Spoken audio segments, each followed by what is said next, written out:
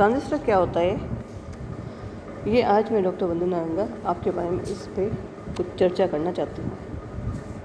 तो इसके लिए सर्वप्रथम हम इसकी थोड़ी सी हिस्ट्री के बारे में या इसका इतिहास के बारे में थोड़ी सी बातचीत करते हैं। जॉन बार्डीन, जिसका जन्म 23 मई 1908 में हुआ था और ये 30 जनवरी 1991 में पूरे हो गए थे। जॉन बार्डीन एक अमेरिकी भौतिक विज्ञानी, फिजिसिस्ट एवं विद्युत इंजीनियर थे।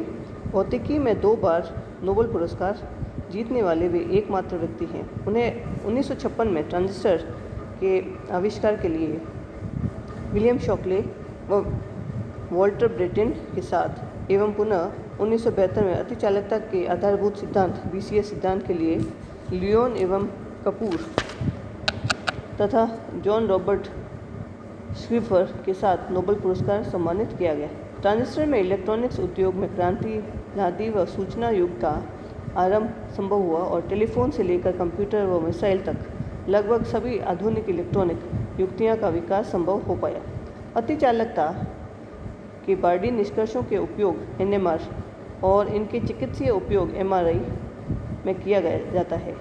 1990 में बार्डीन शताब्दी के 100 सबसे प्रभावशाली अमेरिकी के रूप में लाइफ मैगजीन में प्रकाशित हुए और इनके जो अवार्ड्स थे वो इस प्रकार से थे। स्टुअर्ट बैलेंटाइन मेडल 1952 में, Oliver E. Buckley condense matter prize 1954 में, नोबेल प्राइज इन फिजिक्स 1956 और 1972 में, नेशनल मेडल ऑफ साइंस 1965 में, IEEE मेडल ऑफ ऑनर 1971 में, लोमोनोसोव गोल्ड मेडल 1987 में, विलियम ब्रैडफोर्ड शॉकले या फरवरी 13 1910 अगस्त 12 1989। शॉकले अमेरिकी भौतिकी विज्ञानी तथा महान आविष्कारक थे जिन्होंने वॉल्टर ब्रेटिन व बार्डीन के साथ मिलकर ट्रांजिस्टर व आविष्कार किया, जिसमें 1956 में उन्हें नोबेल पुरस्कार दिया गया। शॉकले ने ट्रांजिस्टर डिज़ाइन व व्यवसायीकरण का प्रयास किया तथा 1960 तक कैलिफोर्निया में सिलिकॉन वैली इलेक्ट्रॉनिकी अनुसंधान केंद्र स्थापित किया। शॉकले स्टैनफोर्ड विश्वविद्यालय में प्रोफेसर के पद पर कार्यरत रहे तथा यूजेनिक्स के क्षेत्र में महत्वपूर्ण योगदान दिया। अब हम इनके अवार्ड्स के बारे में बात करते हैं। इनके जो अवार्ड थे वो कॉमस्टॉक प्राइज़ इन फिजिक्स 1953 में, Oliver E. Buckley condense matter prize 1956 में, नोबेल प्राइज़ इन फिजिक्स 1956 में, IEEE मेडल ऑफ ऑनर 1980 में, वॉल्टर हाउजर ब्रेटिन या वॉल्टर हाउजर ब्रेटिन फरवरी 10 1902 से 13 अक्टूबर 1987। वॉल्टर ब्रेटिन बेल प्रयोगशाला में कार्यरत अमेरिकी भौतिक विज्ञानी थे जिन्हें ट्रांजिस्टर व आविष्कार के लिए 1956 में जॉन बार्डीन और विलियम शॉकले के साथ नोबेल पुरस्कार से सम्मानित किया गया। इन्होंने अपना अधिकांश जीवन पृष्ठीय अवस्थाओं सरफेस स्टेट्स पर अनुसंधान को समर्पित किया। इनके जो अवार्ड्स थे वो इस प्रकार से थे। स्टुअर्ट बैलेंटाइन मेडल 1952 में, नोबेल प्राइज़ इन फिजिक्स 1956 में, अलेक्जेंडर ग्राहम बेल मार्च 3 1847 से अगस्त 2 1922। ग्राहम बेल एक बहुत बड़े वैज्ञानिक, आविष्कारक व इंजीनियर थे जिन्होंने प्रथम प्रायोगिक टेलीफोन का आविष्कार किया। ग्राहम बेल के पिता, दादा व भाई सभी प्रभावी भाषण तकनीक से संबंधित कार्यों से जुड़े थे। ग्राहम बेल की माता व पत्नी दोनों बहरे थे जिनका बहुत गहरा प्रभाव ग्राहम बेल के कार्य पर पड़ा। उनके सुनने तथा भाषण देने की कला पर अनुसंधान ने उन्हें श्रव्य युक्तियाँ या हियरिंग डिवाइसेस पर कार्य करने हेतु प्रेरित किया। ग्राहम बेल को सन 1876 में टेलीफोन के प्रथम US पेटेंट करवाने का श्रेय जाता है। ग्राहम बेल में अपने प्रसिद्ध आविष्कारक टेलीफोन की अपनी वास्तविक अनुसंधान कार्य में अवरोध के रूप में माना तथा अपने अनुसंधान कक्ष में टेलीफोन का उपयोग करने से मना कर दिया था। ग्राहम बेल ने अपने जीवन में अन्य क्षेत्र जैसे प्रकाशिक संचार तंत्र, ऑप्टिकल कम्युनिकेशन सिस्टम, वैमानिकी, एरोनॉटिक्स आदि क्षेत्रों में महत्वपूर्ण योगदान दिया। अब हम इसकी प्रस्तावना करते हैं या इंट्रोडक्शन देते हैं। 1904 से 1947 तक निर्वात नलिकाएं या वैक्यूम ट्यूब्स वैज्ञानिकों की रुचि और विकास का विषय था। 1904 में J. फ्लेमिंग ने निर्वात नलिका डायोड या वैक्यूम ट्यूब डायोड्स का विचार प्रस्तुत किया उसके पश्चात 1906 में ली डी फॉरेस्ट ने इन्हें एक तीसरा अवयव कंट्रोल ग्रिड जोड़ा, जिससे पहले प्रवर्धक ट्रायोड बना। 23 दिसंबर 1906 में दोपहर को ब्रिटेन, बार्डीन और शॉकले ने यूएसए के बेल प्रयोगशाला में प्रथम ट्रांजिस्टर के प्रवर्धन क्रिया का प्रदर्शन किया। मूल ट्रांजिस्टर एक बिंदु संपर्क ट्रांजिस्टर इस चित्र में प्रदर्शित है। इस कार्य के लिए तीनों को नोबेल पुरस्कार से सम्मानित किया गया। इसके बाद 1950 में द्विध्रुवी संधि ट्रांजिस्टर या बाइपोलर जंक्शन ट्रांजिस्टर बीजेटी का विकास हुआ। व्यापारिक रूप से इनका प्रयोग 1952 में टेलीफोन स्विचिंग परिपथों के किया गया। बीजेटी में एक के बाद एक 2 पीएन संधियां लगी हुई है। द्विध्रुवी शब्द दर्शाता है कि होल व इलेक्ट्रॉन दोनों के विपरीत ध्रुवित पदार्थ के अंतःक्षेपण प्रक्रिया या इंजेक्शन प्रोसेस में भाग लेते हैं। ट्रांजिस्टर निर्वात नलिकाओं की तुलना से अधिक लाभदायक है, क्योंकि इन्हें न तो ऊष्मा की आवश्यकता होती है और न ही इनमें ऊष्मा का क्षय होता है। दूसरा, ये आकार में छोटे और हल्के होते हैं।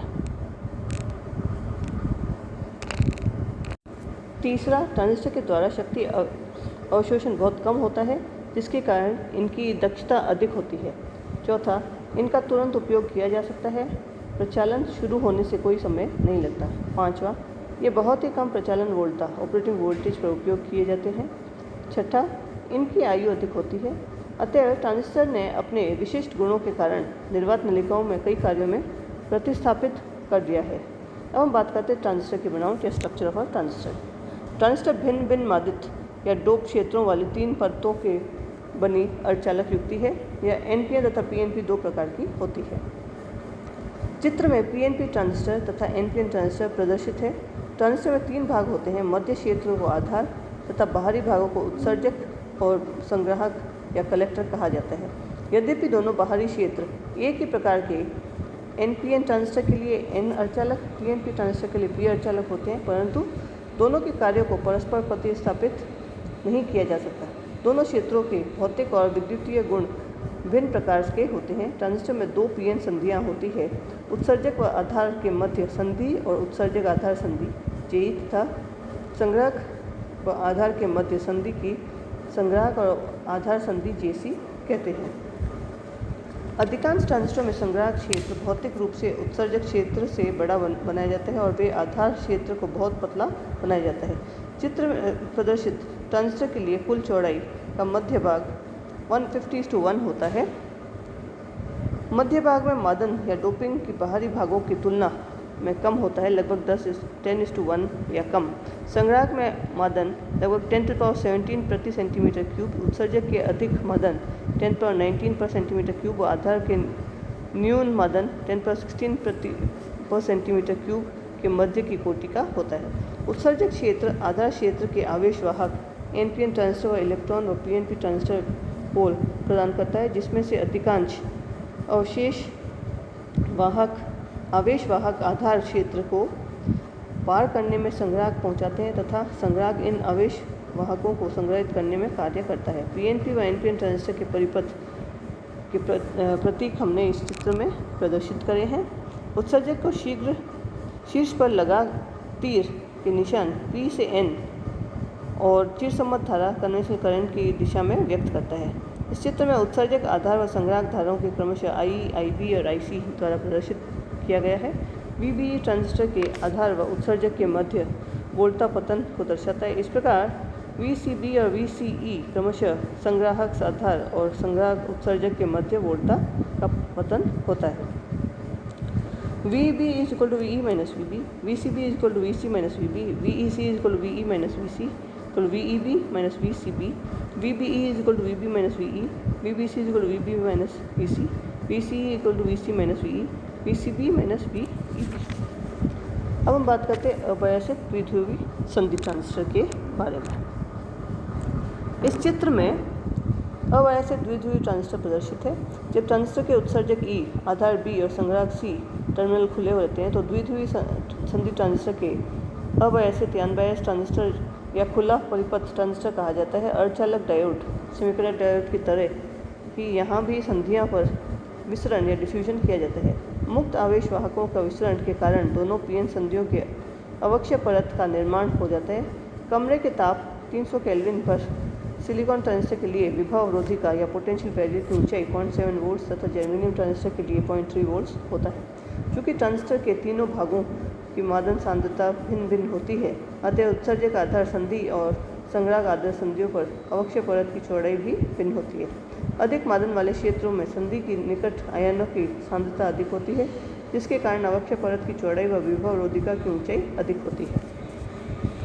उत्सर्जक आधार संधि पर उत्सर्जक के अधिक व आधार के कम मादित होने के कारण अवक्षय परत उत्सर्जक भाग के कम तथा आधार भाग के अधिक प्रवेशित होता है। इस प्रकार संग्राहक संधि पर भी अवक्षय परत आधार संधि के अधिक तथा संग्राहक क्षेत्र के कम प्रवेशित होते हैं। यह स्पष्ट है कि उत्सर्जक आधार संधि की अवक्षय परत की चौड़ाई संग्राहक आधार संधि की अवक्षय परत की चौड़ाई से कम होती है। प्रायोगिक रूप से अबायासित द्विध्रुवीय संधि ट्रांजिस्टर का कोई उपयोग नहीं है।